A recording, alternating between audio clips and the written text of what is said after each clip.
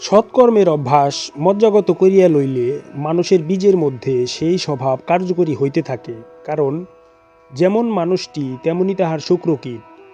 সৎ অভ্যাস এবং সৎ স্বভাবের দ্বারা ইহার দ্রুত পরিবর্তন ঘটে, যাহা বৃক্ষ বা অন্য জীবের মধ্যে তেমনভাবে দ্রুত ঘটে না।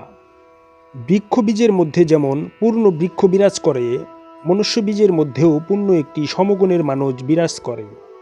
কিন্তু এই দুয়ের মধ্যে অনেক প্রভেদ রয়েছে।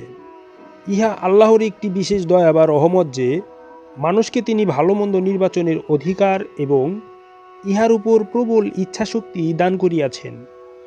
এই ইচ্ছাশক্তির মাধ্যমে সে তাহার স্বভাবের মধ্যে মৌলিক পরিবর্তন আনয়ন করতে পারে। মানুষের গড়া স্বভাবকে আল্লাহর গড়া স্বভাবে পরিণত করিতে পারেন। মানুষের মধ্যে বীজরূপে নিহিত তাহার জন্মগত গুণাবলী ভুলাইয়া দিয়া আল্লাহ পাক তাহাকে নিষ্পাপ ফেরেশতারূপে জাহান্নামের পরীক্ষাক্ষেত্রে সংশোধনের জন্য পাঠাইয়া থাকেন। সদ্যজাত শিশুর মধ্যে পিতামাতার স্বভাবচরিত্র বীজরূপে অপরিস্ফুট অবস্থায় নিহিত রহিয়াছে, এই কথা সত্য।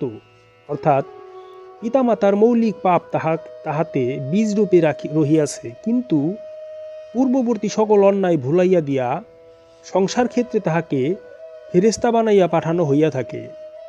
আল্লাহ পাক কর্তৃক প্রবর্তিত ন্যায় নীতির শাসনের মধ্যে সে বড় হইতে থাকিলে সেই পরিবেশের পাপ তাহাকে স্পর্শ করিতে পারিবে না। অন্তর্নিহিত পিতামাতা হইতে প্রাপ্ত পাপের স্বভাব জাগ্রত হইবার সম্ভাবনা আর থাকিবে না। বৃক্ষের ব্যাপারে এইরূপ নহে। বৃক্ষ তাহার বংশের স্বভাব লইয়াই বড় হইয়া উঠিবে। মিষ্টি ফল টক এবং টক ফল মিষ্টি হইবে না। স্থান পরিবর্তনের দ্বারা স্বল্প পরিবর্তন হইতে পারিবে, কিন্তু মানুষ তাহার গুণাবলীকে আল্লাহর গুণাবলীর অনুকরণের মাধ্যমে সম্পূর্ণ সুন্দর করিয়া গড়িয়া লইতে পারেন। ইহার উপযুক্ত ক্ষেত্র তৈরি করিবার জন্য রাষ্ট্র ও সমাজে উলিল আমরের শাসন একান্তই প্রয়োজনীয়।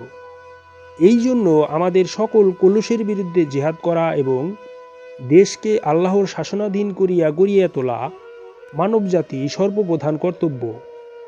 মানুষের প্রতি এইরূপ রহমত দান করিবার কথা সূরা ৩ অন্যভাবে ব্যক্ত হইয়াছে। যেমন জন্মলগ্নে নিষ্পাপ করিয়া মানুষকে অক্ষয় সৌন্দর্যের মধ্যে সৃষ্টি করা হইয়া থাকে, কিন্তু এই অবস্থাকে ঈমান এবং সৎ আমলের দ্বারা রক্ষা করিয়া না চলিলে সমাজ সংসারে প্রচলিত শিরকের মধ্যে ক্রমশ ডুবিয়া অধঃপতনের চরম পর্যায় পর্যন্ত পৌঁছিয়ে থাকে। এছাড়াও সূরা আল শামসেও এইরূপে ব্যক্ত আছে, নফসের বৃত্তিগুলি অর্থাৎ পঞ্চ ইন্দ্রিয়কে পরস্পর সুসঙ্গবদ্ধ এবং সামঞ্জস্যশীল করিয়া দেওয়া হইয়াছে, যেন বুদ্ধিবৃত্তির সুন্দর পরিচালনা করিয়া মানুষ সামঞ্জস্যপূর্ণ জীবনযাপন করিতে পারেন। শুধু তাহাই নহে, শৈশব হইতে বয়োবৃদ্ধির সঙ্গে বৃত্তিগুলির যেরূপ বিকাশ হইয়া থাকে, সেইরূপ বিকাশকে ন্যায় অন্যায় বুঝিবার মতো সাধারণ বুদ্ধি দান করা হইয়া থাকে। এইরূপ সাধারণ জ্ঞানের সাহায্যে যেই ব্যক্তি নফসকে শুদ্ধ রাখে সে হয় কল্যাণপ্রাপ্ত, আর সেই ব্যক্তি ব্যর্থ হয় যে নফসকে কলুষাসন্ন করিয়া রাখে।